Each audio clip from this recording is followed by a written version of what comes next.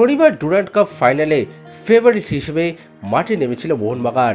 যুব ভারতীর 52,000-এর বেশি মোহনবাগান সমর্থকরা আশা করেছিলেন এই ম্যাচ জিতে যাবে মোহনবাগান।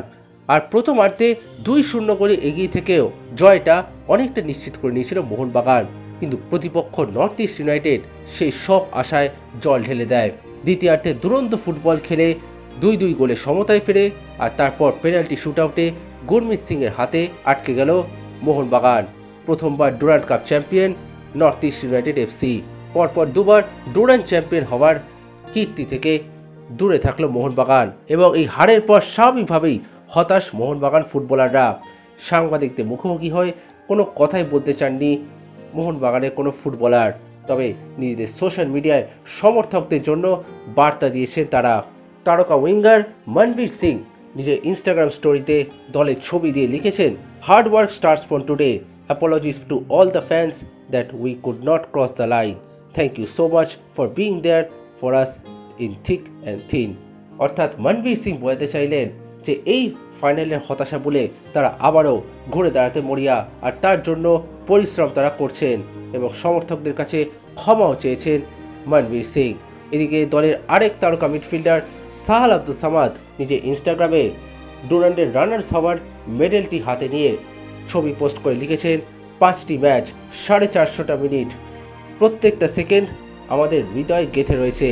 আমরা আবেগ এবং সম্মানের সাথে লড়াই করেছি এবং মাঠে নিজেদের সর্বস্ব দিয়েছি। এই হারটা আমাদের যন্ত্রণা দিয়েছে, তবে এই হার আমাদেরকে চেনায় না। আমরা এখান থেকে উঠে দাঁড়াবো এবং আরও শক্তিশালী হয়ে ঐক্যবদ্ধ হয়ে মাঠে নামবো।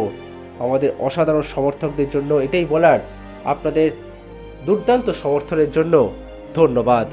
আমরা আরও লড়াই করব, আরও বেশি স্বপ্ন দেখব এবং আরও এগিয়ে যাব ট্রফির উদ্দেশ্যে। সাহালের এই পোস্টে কমেন্ট করেন দলের 2 বিদেশি ডিফেন্ডার অ্যালবার্টো রড্রিগেস এবং টম অলড্রেড। অ্যালবার্টো রড্রিগেস লিখেছেন, আমরা একসাথেই লড়ব, উই কন্টিনিউ টুগেদার। এবং টম অলড্রেডও কার্যত একই বার্তা দেন, উই কিপ মুভিং। ডুরান্ড হারের হতাশা বলে মোহনবাগানের সামনে এবার লক্ষ্য আইএসএল জেতা। গতবার আইএসএল লিগ শিল্ড জয়ী এই মোহনবাগান দলের কাছে এবার লক্ষ্য থাকবে শিল্ডের পাশাপাশি ট্রফি জেতাটাও। সেই কারণে ডুরান্ড ফাইনালের হতাশা বলে মরিয়া হয়ে অনুশীলন করবে হোসে মলিনার ছেলেরা। Extra time.